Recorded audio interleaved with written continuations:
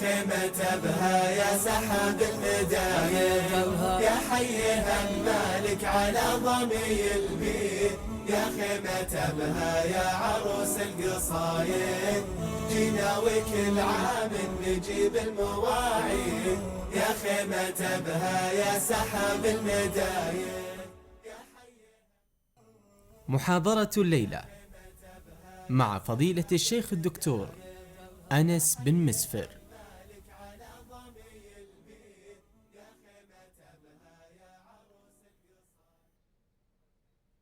اللهم لك الحمد كما ينبغي لجلال وجهك وعظيم سلطانك. لك الحمد حمدا أنت أهله، لك الحمد في الأولى، لك الحمد في الأخرى، لك الحمد حمدا يملأ السماء وأطرافها والأرض والبر والبحر. اللهم لك الحمد كله ولك الشكر كله وإليك يرجع الأمر كله. اللهم صل وسلم على عبدك ورسولك محمد وعلى آله وصحبه ومن سار على نهجه إلى يوم الدين. أيها الإخوة الكرام، السلام عليكم ورحمة الله وبركاته. وأسعد الله هذه الوجوه بطاعته، وجمعنا وإياكم في الدنيا على الخير والطاعة، وفي الآخرة إخوانا على سرر متقابلين. أحبتي الكرام، نجتمع هذه الليلة وهذا اليوم في هذه المنطقة التي أسأل الله عز وجل أن يديم عليها وعلى جميع ربوع المسلمين الأمن والإيمان والسلامة والإسلام، إنه على كل شيء قدير. تعودنا في كل يوم في ليالي وأيام أبها أن نجتمع ونحن نرى غيوما تحجب الشمس، غيوم الرحمة، غيوم البركة، غيوم الأمطار التي ننعم بها في هذه البلدة وفي هذا المكان. لكننا هذا اليوم رأينا دخانا آخر، دخان الغدر والخيانة والعدوان والتفجير والتكفير. غشتنا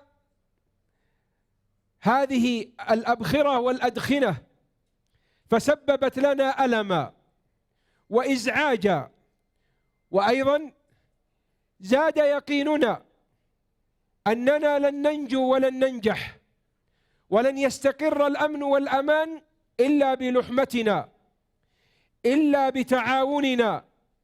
وكلما أراد أصحاب الشر والعدوان والطغيان أن يأخذوا من أمننا وأن يقتلوا ويعتدوا على أبنائنا، فإن هذا يزيدنا قوة والتحاما واعتصاما بالله وبكتاب الله وسنة رسول الله صلى الله عليه وسلم، وتآلفا فيما بيننا.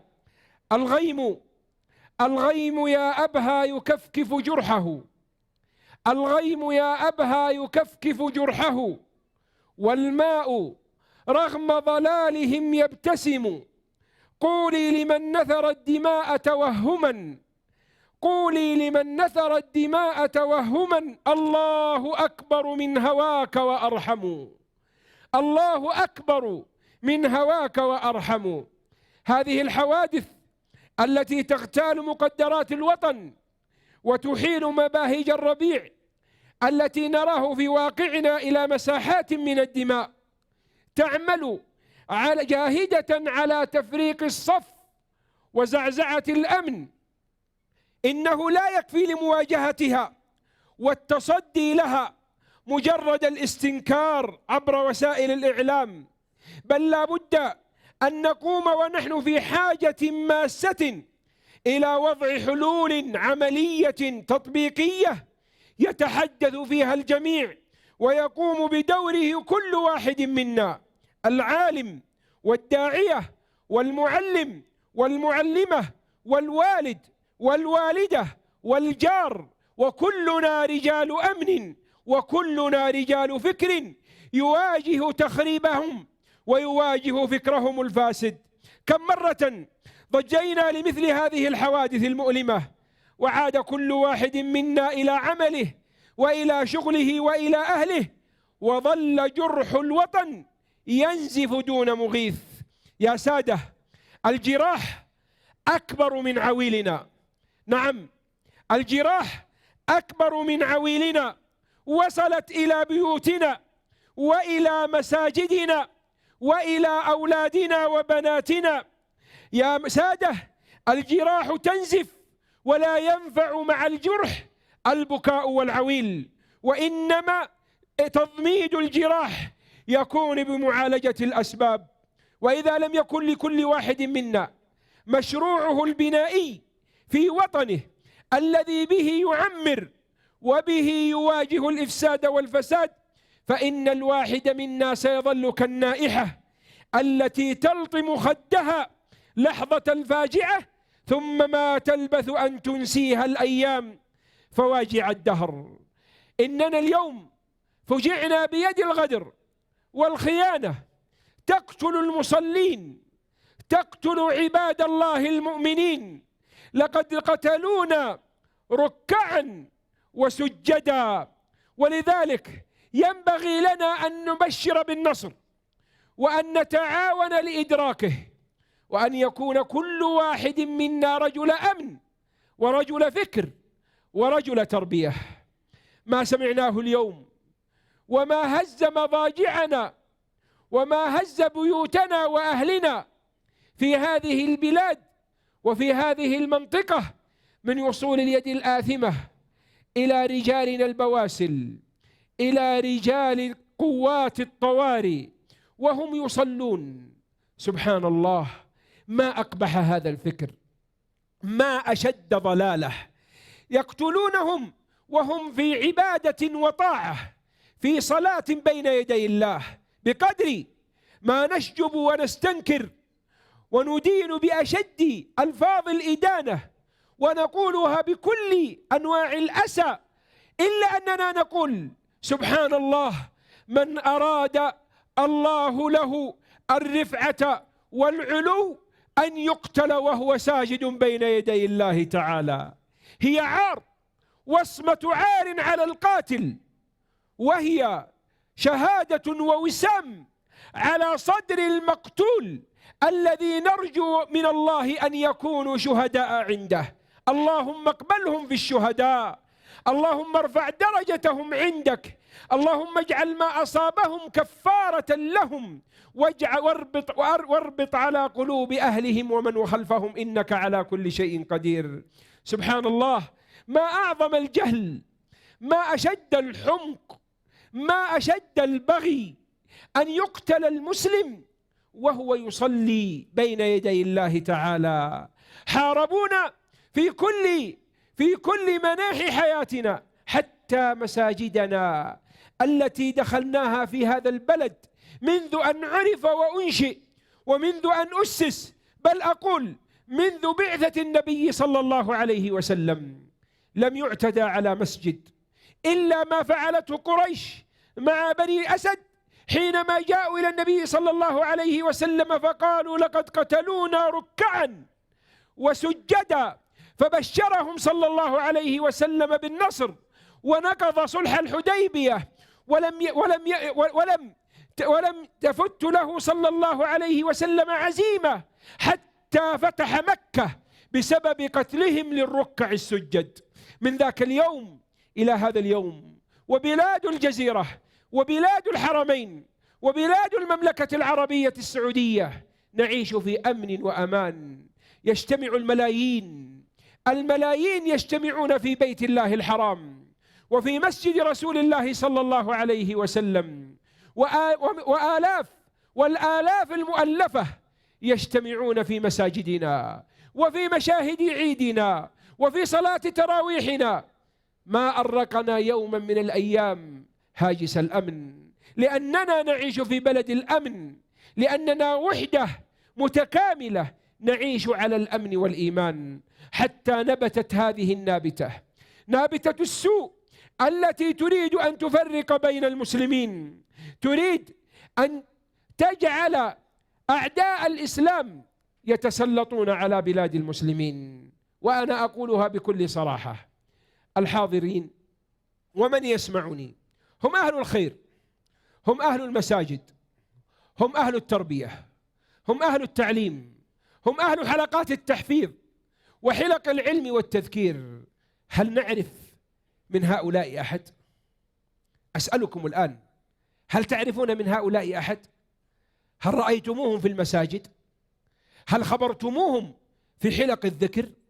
هل عرفتموهم في جماعات التوعية الإسلامية في مدارسنا؟ هل رأيتموهم في ملتقيات الدعوة ومخيمات الخير وأنشطة البر ومكاتب التوعية ومكاتب التعاونية؟ أخبروني عن واحد من هؤلاء له أثر في مجتمعه، أو تربى أو عاش أو تعلم في مثل محاضن التربية والمحاضن التي تشع بالإيمان والأمن وبالصلاح والإصلاح، وهمها إصلاح العباد والبلاد وإقامة الأمن والأمان والإيمان بين المسلمين. من أين جاءوا هؤلاء؟ أي نابتة نبتت في أي أرض قذرة أنشئت؟ من الذي رعاها بماء الكدر والفساد والعفن؟ من أخبرنا من هؤلاء؟ أين تربوا؟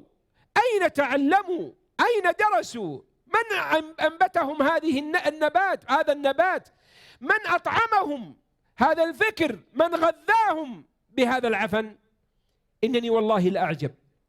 نحن والحمد لله مع إخواننا في الدعوة، في التربية، في التعليم، في الجامعات، في المدارس، والله ما مر علي اسم واحد منهم، ولا أعرف اسم واحد منهم، ولا جلست يوما من الأيام مع مشايخي أو زملائي أو طلابي فسألت عن واحد منهم فأخبروني عنه، أو أنه كان له وجود بينهم أو أثر بينهم. هنا نعلم من الذي وراءهم، من الذي وراءهم. وإذا أردت أن تعرف من وراء هؤلاء فانظر من الذي فرح بمثل هذا العمل. من الذي فرح بمثل هذا العمل؟ والله ما فرح به إلا الرافضة الحاقدون المتربصون وأعداء السنة في كل مكان، وأعداء الدعوة السلفية الصحيحة النقية التي تقدم التوحيد كما أنزله رب العبيد. والله ما فرح به إلا دعاة الضلالة والانحراف والانحطاط الذين يريدون بالأمة أن تترك دينها خلف ظهرها وأن تعيش على منهاج غير منهاج ربها، فيفرحون بمثل هذه الأفعال ليلصقوها بالدين وليلصقوها بأهل الخير والصلاح، وليقولوا للناس إن الحل هو أن نتفلت من الدين. فما فرح بهذا العمل ولا استفاد منه إلا رافضي حاقد أو علماني ضال يريد الفساد والإفساد بالبلاد والعباد. هؤلاء هم الذين يجنون الثمرات وهم الذين يحققون الأهداف، لكن نصر الله آت، والأمة ومجتمعنا بفضل الله عز وجل مترابط، يعرف أهداف هؤلاء، يعرف ماذا يريدون وماذا يريد أعداؤنا منا. أيها الإخوة، أقول هذا ونحن يجب لنا أن نعلم أن هؤلاء الشباب هم من بني أبنائنا ومن بني جلدتنا. والعجب أن في آخر الأحداث وما أعلنته وسائل الإعلام من بيانات الأمن ووزارة الداخلية أنهم كلهم أو أغلبهم صغار في السن، ما تجاوز بعضهم 15 أو 16، وما وصل أكثرهم إلى 20. ثم أيضا والذي يلاحظ بيانات وزارة الداخلية أن كثيرا منهم لم يخرج خارج البلاد. كنا نقول أن هذا الفكر يغذى من الخارج، يذهبون إلى أماكن الصراع وإلى بؤر الخلاف والشقاق فيتعلمون مثل هذا الفكر ويعودون بشره وضرره على هذه البلاد. لكن الملاحظ في الأخير أنه يصرح هكذا بأنهم لم يخرجوا خارج البلاد. إذن التغذية داخلية، التغذية داخلية، والتربص بالشباب صغار السن الذين يقل فيهم التجربة ويحسن أو يناسب في فكرهم أن يثبت الواحد منهم وجوده ويغفل عنه والده ومربيه، فيقع والعياذ بالله في شرهم وفي براثنهم. وهنا يجب أن نقف وقفة معاشر الآباء والأمهات والمعلمين والمعلمات. لا بد أن نعرف كيف وصل هؤلاء أعداؤنا إلى أبنائنا، وكيف اخترقوا عقولهم، وكيف جلسوا معهم، ومن أين تلقوا أوامرهم. لأني قرأت في البارحة وأنا أتابع هذه الأحداث ما حصل في دولة الكويت قبل أيام. كما تعلمون وقع تفجير في المسجد. سبحان الله، أقول لمن لم يستنكر تفجير المسجد الأول في الكويت، أو لم يستنكر بكل صراحة وشفافية، لم يستنكر التفجير الذي حصل في المنطقة الشرقية ببعض الحجج الواهية، حينما يقول بعضهم أنها للشيعة والرافضة، نقول لهم ها هو عملهم، أمس مع الرافضة والشيعة يدعون، واليوم مع من؟ مع أهل السنة. والله هؤلاء لا يرقبون في مؤمن إلا ولا ذمة، ولا يفكرون من أمامهم ما هي عقيدته وما هو مذهبه، مع أننا نختلف معهم ظاهرا وباطنا في عدم جواز قتل الآمنين سواء من كل دين أو ملة. وقد تبين وبين أهل الإسلام وعلماء المسلمين أحكام المسلمين وأحكام غير المسلمين. ومع ذلك من لم يرفع صوته أمس في الاستنكار نقول له أين أنت اليوم؟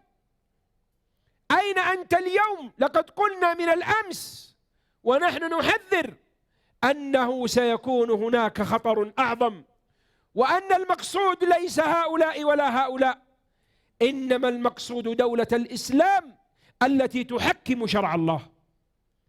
فكنت أقرأ في التحقيقات في النيابة وفي المحاكمة، في محاكمة من أوصل هذا القاتل إلى هذا المكان الذي وقع فيه التفجير في الكويت، فوجدت أن في اعترافاته أنه لا يعرف، لاحظ معي، أنه لا يعرف الشخص الذي استقبله ولا الشخص الذي أرسل له الشحنة، شحنة التفجير، الحزام الناسف، ولم يره قبل ذلك، ولا يعرف شخصيته، حتى اسمه لا يعرفه، وإنما عرف اسمه بالكنية، ولما قابل وسار الإجرام وطلع في الإعلام عرف اسمه. إذن القضية قضية اختطاف، قضية اختطاف لأبنائنا ولشبابنا، بل وأقول ولبناتنا ولبناتنا.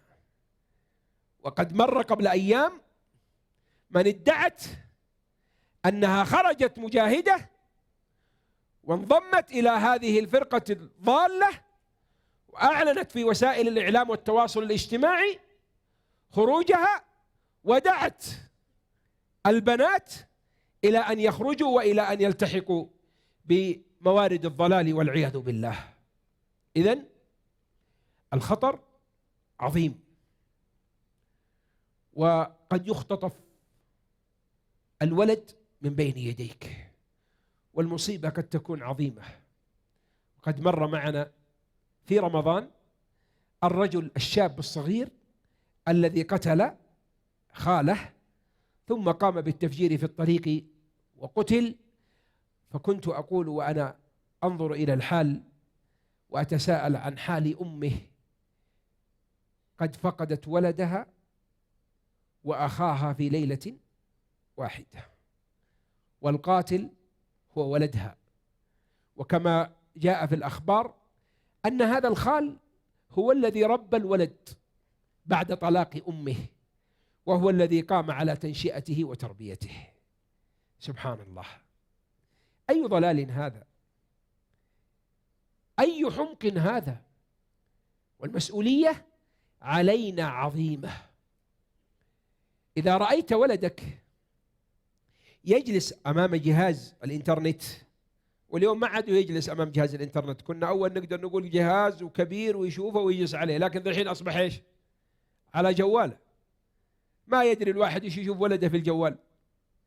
إذا رأيت مثل هذه التصرفات أو اطلعت على شيء بسيط جدا من هذه الأفكار أو مناقشة لك أو لبعض الحاضرين من الأقارب في بعض ما يوهمون الشباب به ويدلسون على الشباب به من شبه، فلا تغفل، لا تغفل ولا تقول طيب الشباب، ولا تتجاهل الأمر، بل خذ الأمر على محمل الجد. ويجب أن تواجه هذا العمل وهذا الفكر وهذه النابتة بأمرين: بالإقناع والقرب من الولد وإخباره بالحق، وأيضا ببيان نهاية ومصير من يفعل هذا، ولو أدى هذا إلى أن يدخل هذا الولد إلى أماكن التوجيه والإصلاح والرعاية والعناية، فهو خير من أن يبقى ثم يجر على نفسه وعلى المسلمين شرا وسوءا أعظم من ذلك والعياذ بالله. ولذلك الحذر واجب والانتباه مهم، وكل واحد منا يحذر على أبنائه وبناته، فضلا عن أبناء المسلمين وعن بنات المسلمين. هذه الفرقة الضالة أيها الإخوة ادعت الدين وتظن أنها بهذه الأفعال تناصر المسلمين. وأنا أقول لكل مخدوع أو لمن يسأل عن هذه الفرقة: أسألكم بالله، منذ أن ظهرت هذه الفرقة وبذر بذورها من 20 سنة أو أقل من ذلك إلى اليوم، أخبروني بنصر واحد حقق للمسلمين. بل إننا وجدنا أن كل محاولة نصر للإسلام ورفع للسنة ورد للظالم في كل بلد من بلاد المسلمين، نرى أن هناك حركة معتدلة متمسكة بالكتاب والسنة تريد رفع الظلم عن المظلومين وتريد إعادة الناس إلى الدين. إذا بدت تظهر جاء هؤلاء ودخلوا فكانوا سببا للهزيمة واستعداء للكفار والمجرمين من كل مكان على قتل المسلمين، ثم في النهاية يخرجون منها سالمين، يخرجون منها سالمين. وما سوريا عنا ببعيد، فإنها لما قامت الانتفاضة والثورة على الظالم الطاغية كانت ثورة إسلامية مستقيمة شعبية ملت الظلم والإهانة وأرادت العزة ونفضت الاستكانة. لما بدت بوادر النصر تظهر وتعاطف معها الناس والأمم من الشرق والغرب، قام هؤلاء وغذوا وفتحت لهم الأبواب وأعطوا الأراضي وتملكوها وأصبحوا مسيطرين عليها واحتلوها. سبحان الله، لماذا؟ ما الهدف من هذا؟ ما سمعنا أن أحدا منهم قاتل نصيريا أو قاتل يهوديا، بل أول عمل قاموا به هو تكفير المسلمين، تكفير المسلمين وقتل المجاهدين والاستهانة بدماء المعصومين، وبدأوا أشد حرب على المسلمين من الكفار ومن النصيري الظالم والعياذ بالله. في العراق انظر لفعلهم في العراق لما انتفضت قرى السنة ومدن السنة في الفلوجة وبغداد وما جاورها من الموصل وغيرها، وبدأ لهم كيان وبدأ لهم قوة واجتمعوا العشائر، يظهر هؤلاء فيبيدون أهل السنة أولا، ثم يستعدون العالم كله لقتل أهل السنة، فأصبح أهل السنة في العراق بين فكي كماشة، نسأل الله أن ينصرهم وأن يحقن دماءهم. في الصومال الحال نفس الحال، في أفغانستان الحال نفس الحال، في مصر في تونس الحال نفس الحال، بل في اليمن اليوم، في اليمن ونحن نعيش بشائر النصر، نسأل الله أن ينصر أولياءه ونسأل الله تعالى أن يخذل أعداءه. اليوم بدأت نابتتهم تخرج فيعلنون إقامة دولة. ما الهدف منها؟ الهدف منها حماية الرافضة وحماية الحوثيين من أن يستمر انتصار أهل السنة وانتصار الحق وانتصار المظلومين على الظالمين. هذا ما يعملونه. فمن لا زال في فكره غبش أو في ظنه أن هؤلاء يريدون نصر الإسلام والمسلمين، أقول له والله ما أرادوا إلا هدم الإسلام وإلا قتل المسلمين، سواء يعني بعض أنهم يقول يا شيخ بعضهم والله طيب ومغرر به، سواء كان مغررا به أو كان يعلم ذلك فالنتيجة واحدة. وهؤلاء ليسوا ببدعة خرجت ونابتة خرجت لنا في هذا الزمان، بل من عهد أصحاب رسول الله صلى الله عليه وسلم. وإذا كنا نعجب اليوم من أنهم يكفرون المسلمين ويقاتلون أولياء الله الصالحين، فإن سلفهم كفر علي رضي الله عنه، كفروا رابع الخلفاء الراشدين، كفروا علي الذي هو أول من أسلم من الشباب، الذي شهد له النبي صلى الله عليه وسلم بالجنة وقال يحب الله ورسوله ويحبه الله ورسوله. كفروا. طيب الذي يكفر علي باقي بيشاورك بيكفرك ولا ما يكفرك؟ إذا كان كفر عليا رضي الله عنه وقالوا له لا نرضى بحكمك ولا نسمع لك ولا نطيعك، شوفوا الجنون، إلا بعد أن تصعد على المنبر وتشهد أنك كفرت، بعدين تشهد أن لا إله إلا الله وأن محمد رسول الله وتدخل في الدين.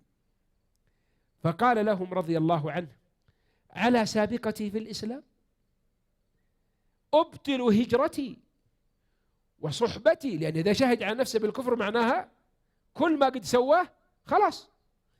قال أبطل وأحبط صحبتي وهجرتي وجهادي مع رسول الله صلى الله عليه وسلم لأجل أن أرضيكم. فلما لم يستجب لهم خرجوا عليه وقاتلوه وقاتلهم رضي الله عنه وأرضاه، وقبل أن يقاتل الجيش الذي كان من سببه القتال وهو جيش معاوية رضي الله عن الجميع، بدأ بقتال هؤلاء لأن هؤلاء أشد ضررا على الإسلام والمسلمين. ثم استمر القتل من هؤلاء وقتلوا علي رضي الله عنه. فإن عبد الرحمن ابن ملجم هو الذي قتل علي، وقد أخرجوه إلى القصاص وقتلوه بقتله لعلي وهو يقرأ القرآن، وهو يقرأ القرآن.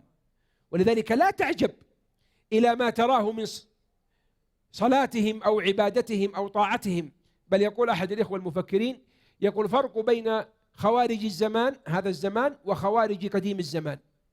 أولئك يقول عنهم صلى الله عليه وسلم: تحقرون صلاتكم إلى صلاتهم وعبادتكم إلى عبادتهم. يعني كانوا يتميزون بالصدق والصلاح والصلاة والعبادة.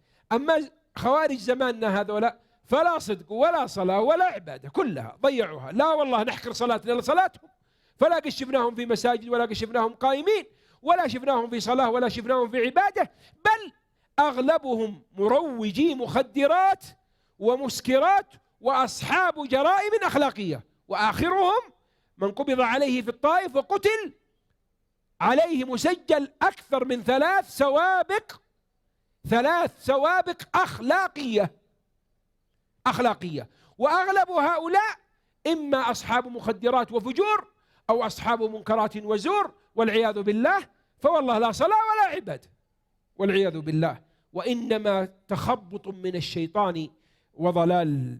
يقول ابن هريرة: هؤلاء أي الخوارج إنما أتوا من الغلو في الدين، وكونهم جفت طباعهم حين ظنوا أن الدين كله إهانة للنفوس بالقتل. لاحظ، هذا ابن هبيرة من علماء القرن الثاني أو الثالث، يعني القضية موصوفة ومعروفة عند العلماء وعند أئمة أهل السنة من قديم الزمان، ما هي جديدة علينا ولا جديدة على أمة الإسلام. اسمع ماذا قال: قال: وكونهم جفت طباعهم حين ظنوا أن الدين كله إهانة النفوس للقتل وأكل للجشب، يعني لأموال الناس بالباطل، ولبس الخشن وغير ذلك، فرأوا الصبر على القتل ظانين أن ذلك مما يقربهم إلى الله، فرأوا أن الصبر على القتل ظانين أن ذلك مما يقربهم عند الله عز وجل، وكان ذلك غلطا منهم وسوء تدبير. فإن الحق هو ما شرعه الله عز وجل في الحنيفية السمحة السهلة، وأن يكونوا أشداء على الكفار رحماء بينهم. وقال شيخ الإسلام ابن تيمية رحمه الله: فهؤلاء أصل ضلالهم اعتقادهم في أئمة الهدى وجماعة المسلمين أنهم خارجون عن العدل وأنهم ضالون، وهذا مأخذ الخارجين عن السنة من الرافضة ونحوهم. ثم يعدون ما يرون أنه ظلم عندهم كفرا، ثم يرتبون على الكفر أحكاما ابتدعوها.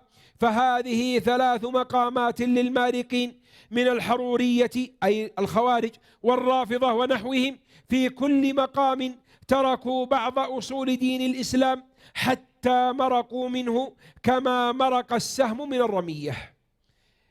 مقصود كلام شيخ الإسلام أنهم يرتبون على أفكارهم أحكاما. أولا يجعلون ما ليس بكفر كفرا، فيرون بعض المظالم أو بعض ما يحصل من المنكرات كفرا، وهذا يخالف عقيدة أهل السنة والجماعة، فإنه ليس كل معصية بل الكبائر عند أهل السنة والجماعة لا تخرج من الملة. فهم أولا يكفرون، ثم يبدأون يرتبون أحكاما على هذا التكفير. هذا العمل كفر، طيب من وقع فيه؟ كافر. طيب ومن لم يكفره؟ الآن أنا ما وقعت في هذا الفعل، لكني رأيت واحد وقع في الفعل هذا، افهموا معي حتى نعرف كيف استباحوا الدماء. أنا ما فعلت، لكن رأيت واحد فعل هذا المنكر. هذا الذي فعل المنكر إيش حكمه عندهم؟ كافر. طيب وأنا اللي شفته وما أنكرت عليه، بل ما هو ما أنكرت عليه، ما كفرته، أصبح أنا إيش؟ كافر. قالوا لأنه من لم يكفر الكفار أو شك في كفرهم فهو كافر. طيب الحين كفرونا الاثنين، اللي عمل واللي ما كفر. طيب وأولادي أنا وزوجتي ما لهم علاقة في الموضوع هذا، لا هم يعرفون الكفر ولا يعرفون التكفير. قالوا لا، ما دام إنها جلست هذه الزوجة مع كافر فهي إيش؟ كافرة. وما دام الولد يأكل مع أبوه وما أنكر عليه ولا كفره فهو كافر. طيب الدولة كافرة، طيب وأنا إيش دخلني؟ الدولة كافرة أنا إيش دخلني؟ قال لا، ما دام إنك ما كفرتهم فأنت كافر، ما دام إنك موظف عندهم فأنت كافر. طيب ماني موظف، أنا تاجر، ما دام إنك تاجر وتبيع وتشتري بفلوسهم فأنت كافر. عجيب. فكفروا المسلمين كلهم والعياذ بالله. وطبيعة الحال إذا صدر حكم الكفر صدرت توابعه، فإن الكافر حلال الدم، حلال المال، حلال العرض. حلال الدم، حلال المال، حلال العرض. ولذلك لو تسلطوا هؤلاء، وسيأتي معنا الكلام عن هذا الأمر، لو لا مكن الله لهم، لو تمكنوا والله لعاثوا في الأرض الفساد. خاصة في زماننا هذا تفننوا في أن يقتلوا الناس بشر قتله، وأن يجرموا أشد إجرام، يعني إجرام ما يجرمه أحد. رأينا قبل أيام ما فعله المعتدين الظالمين من اليهود الغاصبين من قتلهم للمسلمين ومن حرقهم للطفل الفلسطيني الصغير الذي أحرقوه الرضيع. وهذا عمل إجرامي وعظيم، ومن اليهود غير مستغرب لأنهم أعداء الإسلام. ومع ذلك قام العالم كله بالإنكار والاستنكار، حتى لأنها سجلت أول سابقة في الكيان الصهيوني اليهودي هو أن يسجن مستوطن ويحاكم بسبب قتله لفلسطين. هذه سجلت أول سابقة لشناعة ما فعل. ولو نظرنا إلى فعلهم في إحراق المسلمين وإخراج هذا الإحراق بتكنولوجيا التصوير والدراما حتى يجعلوه للناس جميعا، سبحان الله، أي إفساد هذا! بأي عقل يتعامل هؤلاء؟ هؤلاء هم حرب على المسلمين وسلم على الكافرين. وكما ذكرت لكم لو نظرنا إلى كل مكان في بلاد المسلمين وجدت فيه هذه الطائفة لوجدنا أن المستفيد الأول هم أعداء الدين والسنة. عن أبي سعيد قال قال رسول الله صلى الله عليه وسلم في شأن الذي اعترض على قسمته، رجل اعترض على قسمة النبي صلى الله عليه وسلم وقال والله إن هذه قسمة ما ترضي الله. سبحان الله، رسول الله صلى الله عليه وسلم ما يرضي ربه. قال عليه الصلاة والسلام إن من ضئضئ هذا، أي من نسله وشاكلته، قوم يقرؤون القرآن لا يجاوز حناجرهم، يمرقون من الإسلام مروق السهم من الرمية، يقتلون أهل الإسلام ويدعون أهل الأوثان. يقتلون أهل الإسلام ويدعون أهل الأوثان. وعن عون بن عبد الله قال بعثني عمر بن عبد العزيز رحمه الله إلى الخوارج أكلمهم، فقلت له هل تدرون ما علامتكم في وليكم إذا لقيكم بها وآمن بها عندكم وكان بها وليكم، وما علامتكم في عدوكم، يعني من هو الذي من أوليائكم ومن هو الذي من أعدائكم، التي إذا لقيكم بها خاف بها عندكم وكان بها عدوكم. قالوا ما ندري ما تقول. قال فإن علامتكم عند وليكم التي إذا لقيكم بها أمن بها عندكم وكان بها وليكم أن يقول أنا نصراني، أنا يهودي، أنا مجوسي فيأمن. وعلامتكم عند عدوكم التي إذا لقيكم بها خاف بها عندكم وكان بها عدوكم أن يقول أنا مسلم. والله المستعان، أن يقول أنا مسلم. وحربهم على الإسلام هو نتيجة لتكفيرهم للمسلمين. قال ابن شيخ الإسلام رحمه الله يكفرون بالذنوب والسيئات ويترتب على تكفيرهم بالذنوب استحلال دماء المسلمين وأموالهم، وأن دار الإسلام دار حرب ودارهم هي دار الإيمان.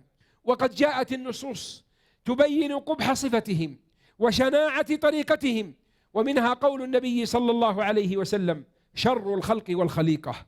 وقال: شر قتلى قتلوا تحت أديم السماء، وخير قتيل من قتلوا. ونرجو الله أن يجعل إخواننا الذين قتلوا هذا اليوم من خير الذين قتلوا. اسمع معي، قال: شر قتلى قتلهم تحت أديم السماء، وخير قتيل من قتلوا كلاب أهل النار والعياذ بالله.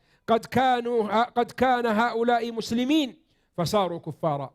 وقال سعد بن أبي وقاص: الحرورية الذين ينقضون عهد الله من بعد ميثاقه، وكان يسميهم الفاسقين. وقال أيضا: الحرورية قوم زاغوا فأزاغ الله قلوبهم. وقال أبو هريرة: أولئك شرار الخلق. وكان عبد الله بن عمرو يقول: أولئك عليهم لعنة الله والملائكة والناس أجمعين. أما حال الخوارج لو تمكنوا، يا من يقول أن الحال سيكون أحسن، اسمع ماذا يقول.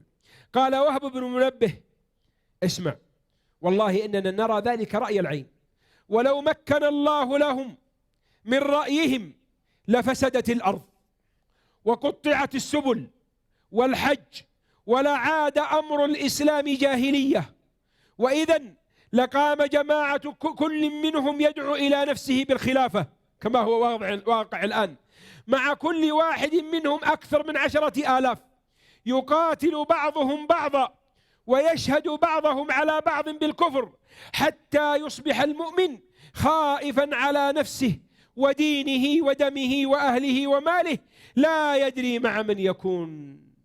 رحمه الله، والله لقد وصفهم بأعظم وصف. أعيده مرة أخرى وطبقوا الوصف على الواقع الآن في سوريا وغيرها من البلاد التي مكن لهم بعض التمكين.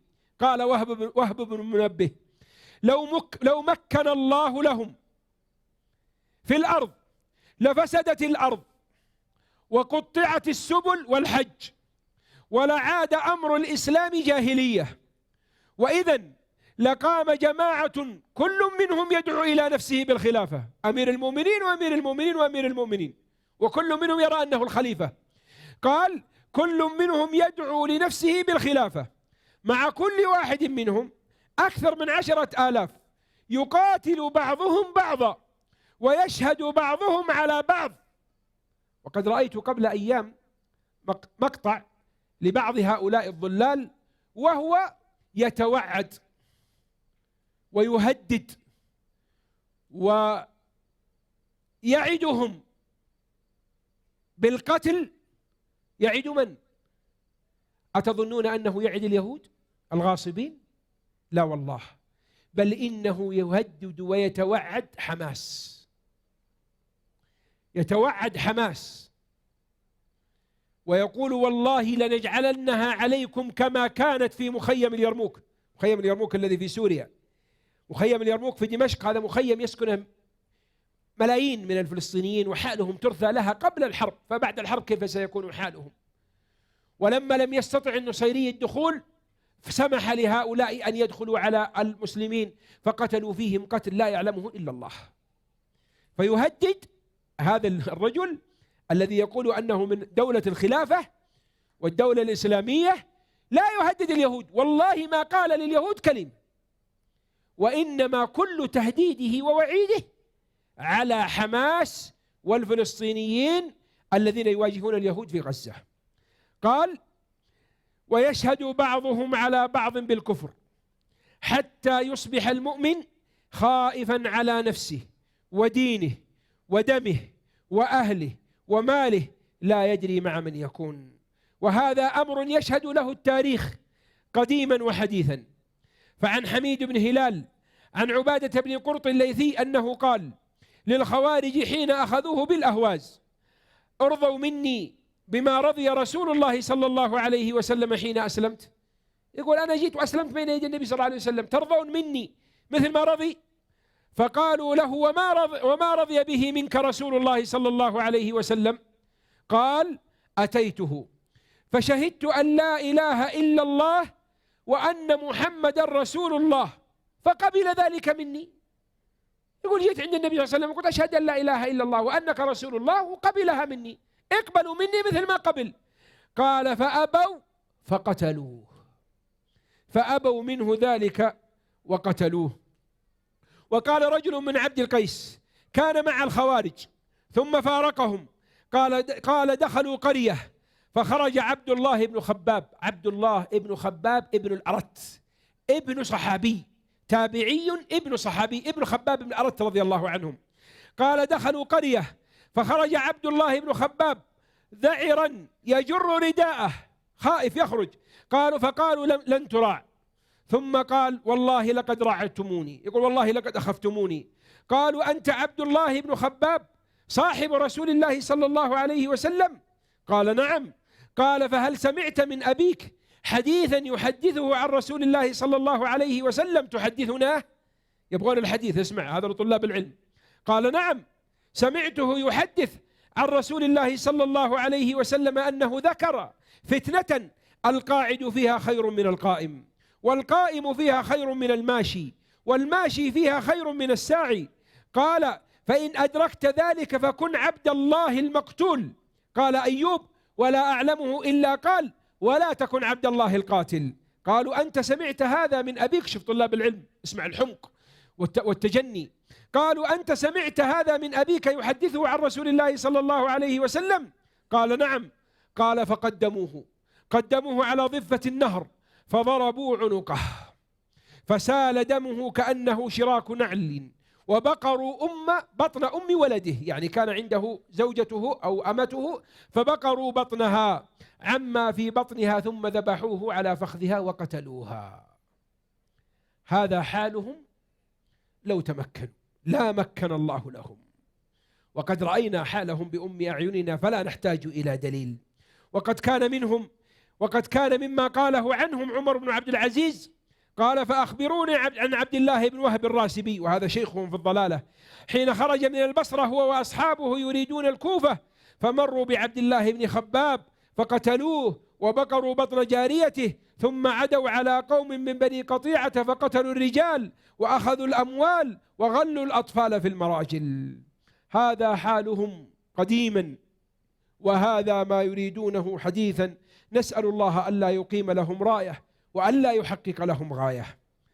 وأخيرا أقول موعظة لهؤلاء إن كان فيهم عقل ولا زال فيهم بقية إيمان، أعظهم بموعظة قتادة ابن دعامة، أحد العلماء السابقين من عظماء المفسرين ومن كبار تلامذة ابن عباس رضي الله عنهم أجمعين.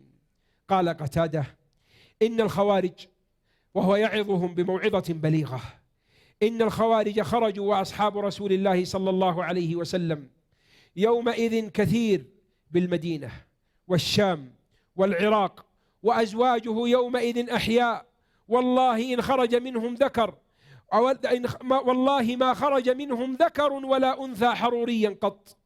ما أحد من أصحاب رسول الله صلى الله عليه وسلم التحق بهؤلاء أبدا، حاشاهم رضي الله عنهم وأرضاهم، ولا رضوا الذي هم عليه ولا مالؤوهم فيه، بل كانوا يحدثون بعيب رسول الله صلى الله عليه وسلم إياهم ونعته الذي نعتهم به، وكانوا يبغضونهم بقلوبهم ويعادونهم بألسنتهم، وتشتد والله عليهم أيديهم إذا لقوهم. ولعمري لو كان أمر الخوارج هدى، اسمع، ولعمري لو كان أمر الخوارج هدى لاجتمع، ولكنه كان ضلالا فتفرق. وكذلك الأمر إذا كان من عند غير الله وجدت فيه اختلافا كثيرا، فقد دخلوا في هذا الأمر منذ زمن طويل، فهل أفلحوا فيه يوما أو نجحوا؟ يا سبحان الله، كيف لا يعتبر آخر هؤلاء القوم بأولهم؟ لو كانوا على هدى لأظهره الله وأفلجه ونصره، ولكنهم كانوا على باطل أكذبه الله وأدحضه، فهم كما رأيتهم كلما خرج لهم قرن أدحض الله حجتهم وأكذب أحدوثتهم وأهرق دماءهم. إن كتموا كان قرحا في قلوبهم وغما عليهم، وإن أظهروا أهرق الله دماءهم. ذاكم والله دين سوء فاجتنبوه. والله إن اليهودية لبدعة، وإن النصرانية لبدعة، وإن الحرورية لبدعة أي الخوارج، وإن السبائية لبدعة ما نزل بهن كتاب ولا سنهن نبي هدى صلى الله عليه وسلم. هذه موعظة من قتادة رضي الله عنه لهؤلاء، فليعتبر آخرهم بما وقع لأولهم، فوالله لو كان خيرا لأظهره الله وأبانه، ولكنه شر دحضه الله وأهانه. نسأل الله أن يعيد كيدهم في نحورهم، وأن يقتلهم بسلاحهم، وأن ينصر المسلمين ويقيهم من شر شرورهم، إنه على كل شيء قدير. هذا الحال أيها الإخوة، وهذا المقال استدعاه هذا الحال اليوم الذي وقع في بلدنا، ووقع في هذه المدينة الآمنة التي اكتنفها الأمن والأمان والسلامة والحب والمودة بين أهلها وبين زوارها وبين من يأتي إليها وبين علمائها ودعاتها وقادتها. لكن نسأل الله أن يرد كيدهم في نحورهم، إنه على كل شيء قدير. إذن أيها الإخوة، من أراد الإصلاح ومن أراد الصلاح، فوالله إن طريق الإصلاح هو طريق الدعاة الصادقين مع الله تعالى، كما قال سبحانه وتعالى: إن أريد إلا الإصلاح ما استطعت وما توفيقي إلا بالله عليه توكلت وعليه فليتوكل المتوكلون. طريق الإصلاح أن تكون صالحا في مجتمعك، صاحب إحسان وبر وصلة وإعطاء وقربى من أهلك وجماعتك. من من هؤلاء إذا رآهم أهلهم أو رآهم أقاربهم أو أهل حارتهم أو حيهم أو جماعتهم وقبيلتهم، من هؤلاء إذا رآهم الناس قالوا لهم: إنا نراك من المحسنين؟ لا والله، بل والله إنا نراهم من المفسدين الفاسدين الضالين المضلين. أن تكون أنت محور الإصلاح والصلاح. إذا أردت أن تعرف نفسك هل أنت على الطريق الصحيح، فانظر إلى أثرك، وانظر إلى قرابتك وأهلك. هل أخرجتهم من الظلمات إلى النور؟ هل دللتهم على الهدى؟ هل بينت لهم الحق؟ هل دعوتهم إلى الله؟ هل جعلت الذي لا يصلي؟ هل جعلت الذي مدمن للحرام يترك الحرام؟ هل جعلت صاحب العلاقات المحرمة يترك علاقاته؟ هل جعلت الضال الكاذب يترك كذبه وضلاله؟ إذا كنت كذلك فاعلم أنك من أهل الإصلاح. هل أنت أخي الكريم، أختي الكريمة، هل أنتم ممن إذا وقع المجتمع في مشكلة، سواء كانت مشكلة عامة أو خاصة، بين أسرة أو بين جماعة أو بين أقارب أو بين أرحام، فزعوا إليك لتحل مشاكلهم ولتصلح أحوالهم وليجدوا عندك الرأي الصائب الذي يجمع الله به الكلمة ويلم به الشمل؟ هل يجدون عندك الابتسامة الرائقة؟ هل يجدون عندك الرأي السديد؟ هل يجدون عندك التخلص من رغبات النفس وهواها ومن مصالح نفسك ومن أجر النفس؟ إذا كنت كذلك فاعلم أنك من المحسنين. إنا نراك من المحسنين قيلت ليوسف عليه السلام وهو يعيش بين الكفار، بين المجرمين، بين الضلال، بين من يعبد الأصنام، وهو في السجن مظلوما مقهورا شريدا طريدا، جريمته أنه عفيف. ولك أن تتخيل نفسية رجل في السجن وهو غريب بعيد عن أهله، مظلوم من أخوانه، حكم عليه بالرق وهو الكريم ابن الكريم، السيد ابن السيد، ثم يسجن في مظلمة. ما هي جريمته؟ أنه لم يقع في الحرام. أي نفسية ستكون هذه النفسية؟ ومع من؟ مع المجرمين الكفار، يعني يا ليتهم كفار بس، لا، مجرمين كفار، حتى أن صاحبي السجن هؤلاء الذين عبر لهم الرؤيا الاثنين كلهم خونة، الاثنين كلهم خونة كما ذكر أهل التفسير، فإنهم دخلوا السجن بسبب الخيانة. كان أحدهم ساقي للملك وكان الثاني طباخ للملك، فتعاهدوا فيما بينهم وتعاونوا على أن الساقي يضع السم في الشراب، وعلى أن الطاهي الطباخ يضع السم في الطبخ، فإذا أكل منه الملك يموت. هذه خيانة ولا ما هي خيانة؟ خيانة، لكن في خيانة أشد. قام الساقي هذا وذهب إلى الملك وقال له ترى الطباخ عزم على أن يضع السم لك وأن يقتلك. طيب إيش دراك؟ قال الدليل إذا جاء الأكل خله يأكل من أكله، فإن أكل من أكلي قبلك فاعرف أنه صادق، وإن رفض فاعرف أنه فيه السم. وراح إلى الطباخ أظهر له أنه وضع السم فين؟ في السقاء، في الماء، وجابوا بالسقاء وجابوا بالطعام، جابوا بالشراب والطعام إلى الملك. فلما جاء الملك قال الملك للطباخ كل قبل ما أكل. قال لا والله ما باكل. لا كل. فقال صاحب السقاية قال طيب سمعت يا ملك الآن؟ ثبت لك أنه وضع في الطعام السم؟ فقال الطباخ قال حتى هو وضع السم لك في الشراب وأنا وإياه متفقين على ذلك. فقال الملك للساقي اشرب، فأخذ الإناء وشرب لأنه لم يضع فيه السم، يعني خاين فوق الخاين، خان مرتين، فشرب السقاء. فأمر الملك بإدخالهم السجن الاثنين حتى يتجلى له الأمر ويعرف أسباب الخيانة ويعرف من وراءها. ثم كانت النتيجة أنه حكم على من وضع السم يصلب فتأكل الطير من رأسه، وحكم على من صدق وعرف الملك صدق يعني عدم خيانته وصدق ولائه أن جعله رجع مرة ثانية ساقي للملك. طيب تخيل الجو الذي يعيش فيه يوسف مع هؤلاء. ثم بعد ذلك ماذا يقولون؟ يأتون إليه فيقولون له إنا نراك من المحسنين. سبحان الله، في هذا الجو الملبد بالغيوم، في هذا الجو والله لو كان الواحد منا أحسن واحد في الدنيا ودخل في ذاك المكان لينقلب عفريت وجني، صح ولا لا؟ وأنت تغير أخلاقه كلها عاد. يقول ابن كثير رحمه الله قالوا له إنا نراك من المحسنين. ليش؟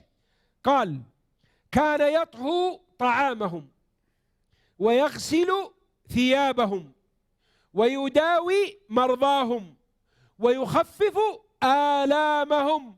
سبحان الله، وهم كفار وفي هذا الحال وهو المظلوم ويفعل معهم هذه الأفاعيل ويكون محسنا لهم حتى أصبح الإحسان ظاهرا عليه، فيقولون إنا نراك من المحسنين، أصبح صفة لازمة له يراها. أقول الآن نحن الجالسين من منا يصدق عليه أن يقول له أصحابه أو أرحامه أو أهله أو جيرانه إنا نراك من المحسنين؟ من منا؟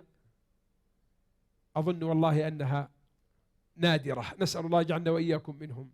ثم ليست هذه الصفة له لوحده وهو في السجن، لا، حتى وهو ملك وأصبح عزيز مصر وأصبح المتصرف في الأمور، هذه الصفة لا زالت في قلبه ولا زالت ظاهرة عليه، حتى أن إخوانه بعد أن عمل الخطة وأخذ صواع الملك عشان يترك أخوه عنده ويتهمونه أمامهم، قالوا إن يسرق فقد سرق أخ له من قبل فأسرها يوسف في نفسه ولم يبدها لهم، قال أنتم شر مكانا والله أعلم بما تصفون يعني يسبونه قدامه الحين هم ما يعرفون. بعدها مباشرة ماذا قالوا؟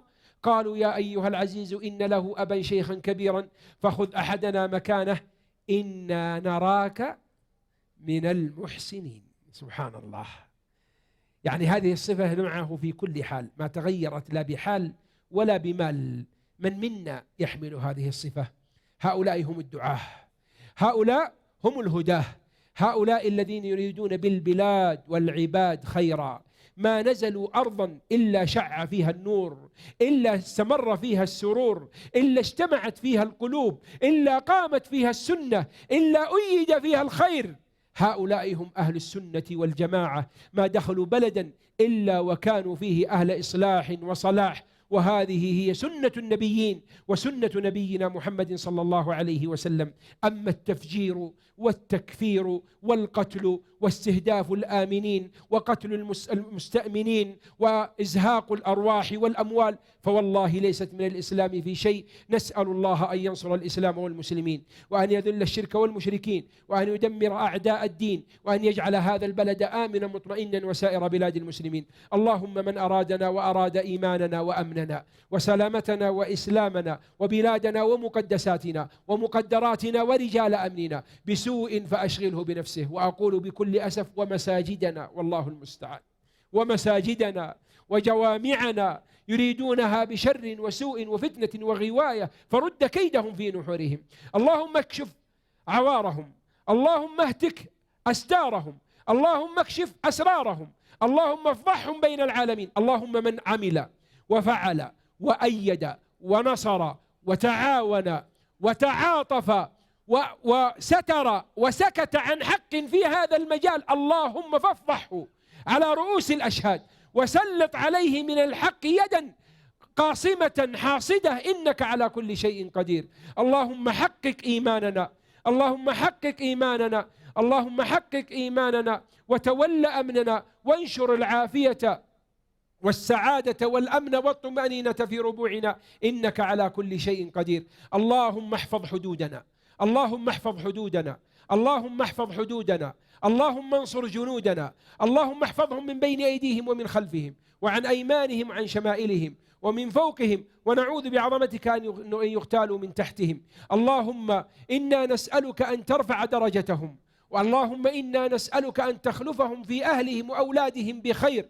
اللهم إنا نسألك أن تقوي عزائمهم وأن تشد من أصرهم وأن تسدد رميهم وسهامهم، إنك على كل شيء قدير. اللهم سلط الظالمين على الظالمين وأخرج المسلمين منها سالمين بقوتك يا قوي يا عزيز. أيها الإخوة الكرام، ونحن في هذا المكان المبارك وهذه الخيمة التي تتجدد كل يوم ويتجدد عطاؤها، لا ننسى أن هذا الجهد وراءه أمثالكم من أهل الخير والصلاح، ممن يضحون بالمال والوقت والجهد، ممن يضحون بالفكر والقوة، ممن يسهرون الليل والنهار هو أنتم، فإن هذا الخير منكم وإليكم. وقد يقول البعض أنا والله ما عندي الوقت أن أفعل ولا أن أجتهد ولا أن آتي، فأقول طرق الخير متيسرة وأعمال البر كثيرة، ومن أعظمها الإنفاق في سبيل الله. ولعلي دائما ما أركز على قضية الاستقطاع من الراتب، أن تستقطع من راتبك ولو شيئا قليلا، ما نبغى لا 1000 ولا 2000 ولو ما شيء على الله كثير، لكن نبغى 100 ولا 200 تخرج كل شهر من راتبك، فتكون تطهيرا لمالك أولا بأول، ويكون عملا دائما لك، وأحب الأعمال إلى الله أدومها وإن قل. ثم ما تشعر بها، لأن الشيطان إذا دفعت اليوم 100 جاك الشيطان اليوم الثاني ولا الأسبوع الثاني قال تراها لا خلها من الراتب منك تروح بدون ما حد يدري بها، ثم تكون لك عونا على فعل الطاعة ويقيك الله بها من الشر والسوء ما لا يعلمه إلا إياه. هناك خيمة في المكتب للمكتب التعاوني للاستقطاع الشهري، وأحسن ما تنفق فيه الأموال مثل هذه الأعمال الواضحة الظاهرة التي أمام الله وأمام الناس، وأثرها وخيرها شفتوه ورأيتوه في أنفسكم وفي أولادكم وفي أهلكم وفي زوجاتكم، بل وأقول حتى وفي خادماتكم وعمالكم. هذا هو مثال الإصلاح والصلاح. نسأل الله تعالى أن يأخذ بأيدينا إلى الحق والخير، وأن يجعلنا مفاتيحا للخير مغاليق للشر. وصلى الله على نبينا محمد وعلى آله وصحبه وسلم. يا خيمة أبها يا سحاب المداير يا حيها مالك على ضمي البيت يا خيمة أبها يا عروس القصايد جينا وكل عام نجيب المواعيد يا خيمة أبها يا سحاب المداير يا حيها مالك على ضمي البيت. ضيوفنا الكرام